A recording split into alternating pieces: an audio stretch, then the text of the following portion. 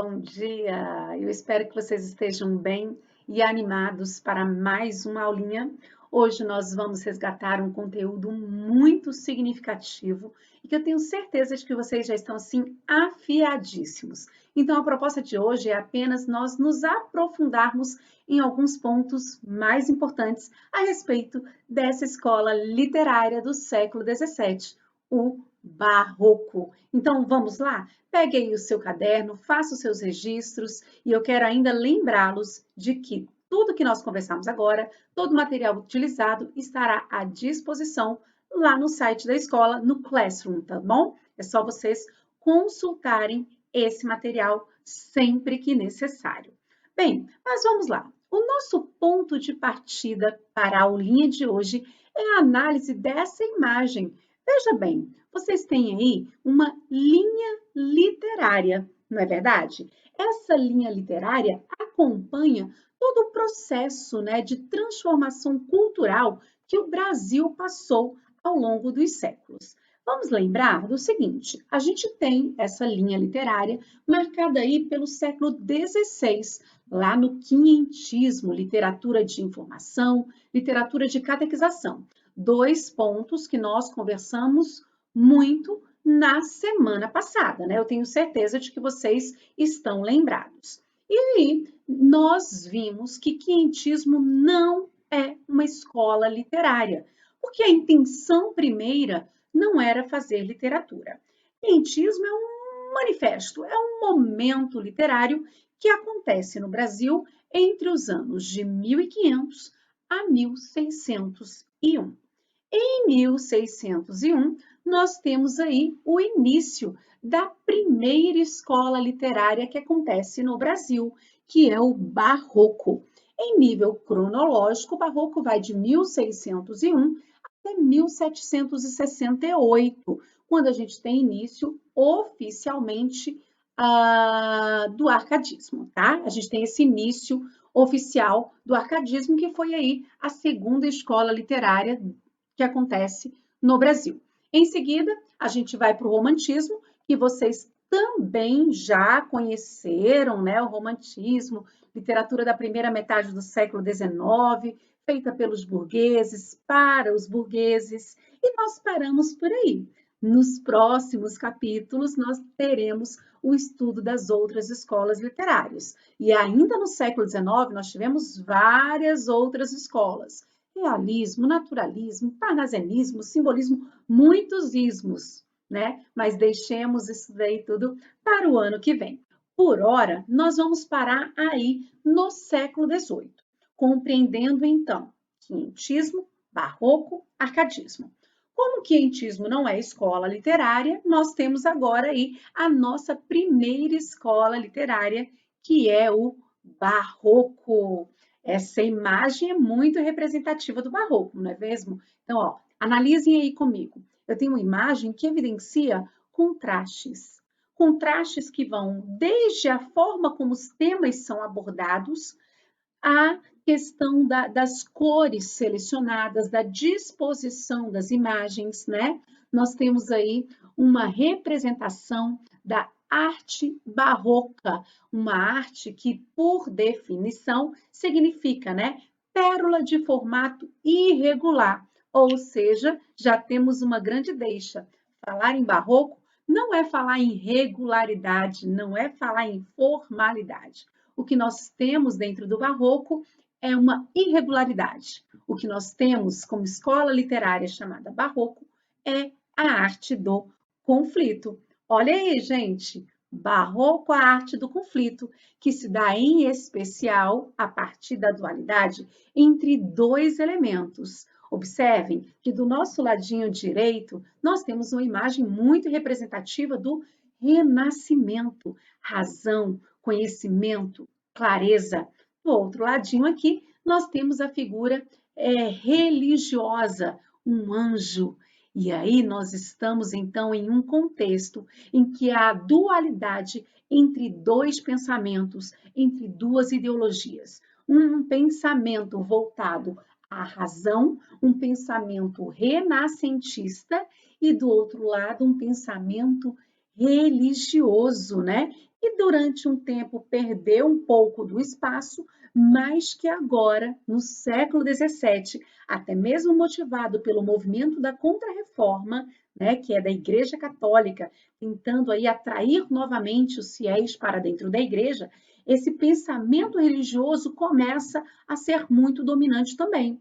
Só que eu tenho agora uma parcela que já conhecia o valor do conhecimento, o valor da ciência, e agora esse pessoal do século XVII vai estar entre dois senhores, a razão e Deus, a fé e o conhecimento. Eis a questão. Quem falará mais alto? Esse homem vai passar a viver num conflito. E como nós sabemos, a literatura é reflexo da sociedade, é reflexo do pensamento humano. Se o homem vive esse conflito, e agora, ó céus, ó vida, ó estrelas, razão ou fé, o mundo ou a igreja, a literatura vai refletir esse momento aí tão conflituoso, tão contraditório, que marcará o homem do século XVII, Renascimento e ideais medievais. Esse cenário vai nos levar aí a essa arte do conflito. E eu tenho aqui, né, para vocês, um mapa mental. Primeiro, eu quero lembrá-los de que mapa mental é algo pessoal, intransferível. Então, esse aí, gente, é meu mapa mental. Vocês precisam criar o mapa mental de vocês com os pontos mais significativos a respeito aí do barroco. Tudo bem? Mas eu quero compartilhar um pouquinho desse mapa com vocês, chamando a atenção inicialmente para as duas imagens. Eu tenho ali a imagem do capetinha e eu tenho a imagem do anjinho. Capetinho, né? Uma analogia ao pensamento racional, ao conhecimento dominante, tudo bem? E, do outro lado, o anjinho, como altamente representativo dos ideais medievais. Então, o barroco está entre esses dois pensamentos. A partir do momento em que a ideologia é conflituosa, nós vamos para uma literatura conflituosa, que é a literatura barroca, e nós vamos perceber temas que também são conflituosos. Então, aí eu listei para vocês alguns dos temas conflituosos que serão facilmente percebidos nas produções barrocas do século XVII. Acompanhe aí comigo. Eu tenho como tema essa parte superior do mapa mental, e aí eu tenho, ó, dúvidas existenciais, temas conflituosos, morbidez, eu tenho a efemeridade e o carpe diem, a culpa religiosa. E aqui eu quero que você pare um pouquinho para analisar comigo. Vejam bem, eu tenho aí dualidades, dúvidas existenciais, faço ou não faço, ser ou não ser, né? Tem todo esse questionamento aí, essa existência voltada aos princípios racionais ou aos princípios religiosos. Isso gera dúvidas, conflitos, contradições, morbidez, porque o cara que vive nesse conflito, vamos pensar juntos, ele não está tranquilo, ele não está, ó, sorrindo para as paredes, a todo momento de morbidez, provocado aí por essas dúvidas existenciais. Porque o homem barroco, ele vai entender que tudo na vida é efêmero. Olha a ideia aí da efemeridade, né, que nós temos aí nessa marquinha azul. Vejam, ele entende que tudo é efêmero, tudo é passageiro. Poxa, mas vamos pensar, tudo é passageiro. E agora, eu vou para a igreja para garantir a salvação ou eu fico no mundo para, ó, tuts, aproveitar o que o mundo está me oferecendo? Eu me deixo ser levado pelo pensamento religioso ou pelo pensamento racional? E agora? Então, o homem barroco, diante desse cenário de efemeridade, vai viver o carpe diem, vai aproveitar a vida. E esse aproveitar a vida dentro do barroco está muito condicionado ao pecado. E o homem barroco peca, mas como ele é religioso, ele sente logo em seguida a culpa religiosa, o peso pelo o pecado cometido. Então ele vai lá, pecou, vai para a igreja, alcança perdão, volta para o mundo e aí ele começa a viver essa dualidade, essa contradição tão forte, que é inclusive evidente em uma das produções do Barroco, do Gregório de Matos, em que ele diz que a glória de Deus está em perdoar pecados, então que o homem vai pecar muito, né? Porque quanto mais o homem peca, mais Deus perdoa, consequentemente, mais glória ele tem. Ei, você é esperto, você viu que isso é altamente conflituoso, não é verdade? A glória de Deus será intensificada pelos meus pecados? Vejam que questionamento conflituoso que está presente dentro da produção barroca, né? Então, olhem só, nós temos aí acompanhando, né, a culpa religiosa, a morbidez, e nós temos também o cultismo e conceptismo. Cultismo e conceptismo são dois nomes que vocês precisam guardar aí na mente, no coração. São duas correntes muito fortes, muito tradicionais dentro do barroco, tá?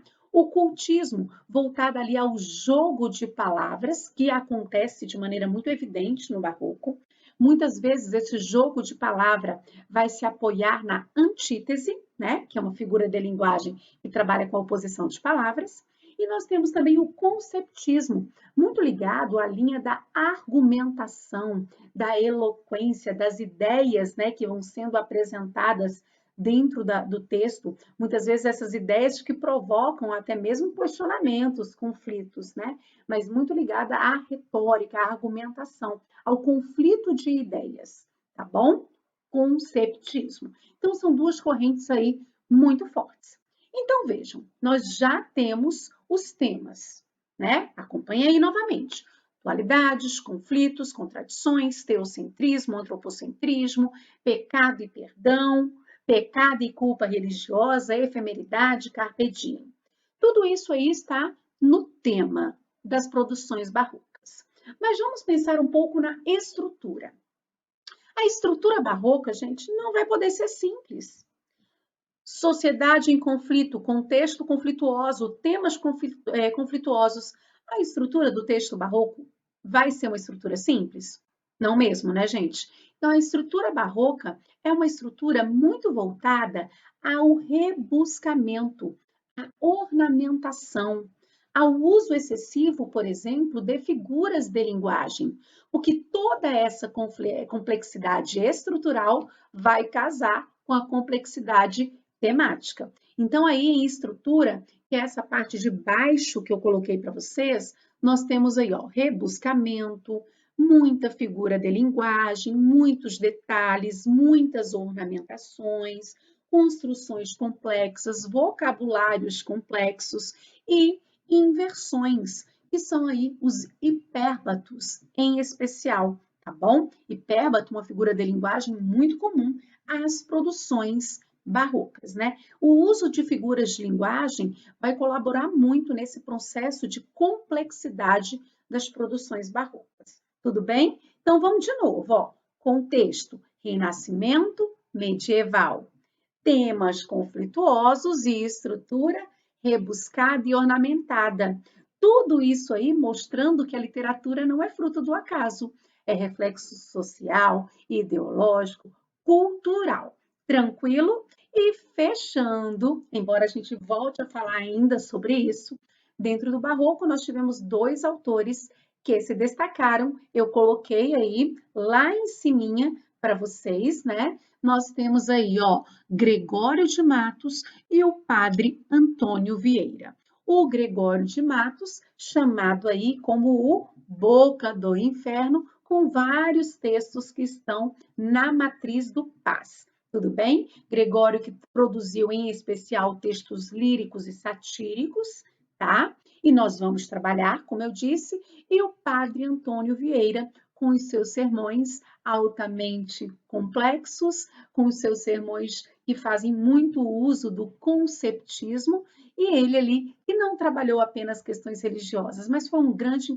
influente político, social. Tudo bem? Que nós também iremos abordar no próximo momento.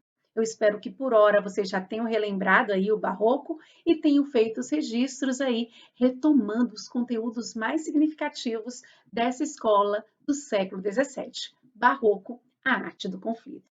Bem, ficamos por aqui. Espero que vocês tenham ficado bem e entendido bem também o conteúdo. Mas qualquer dúvida, é só perguntar. Continuo à disposição de vocês.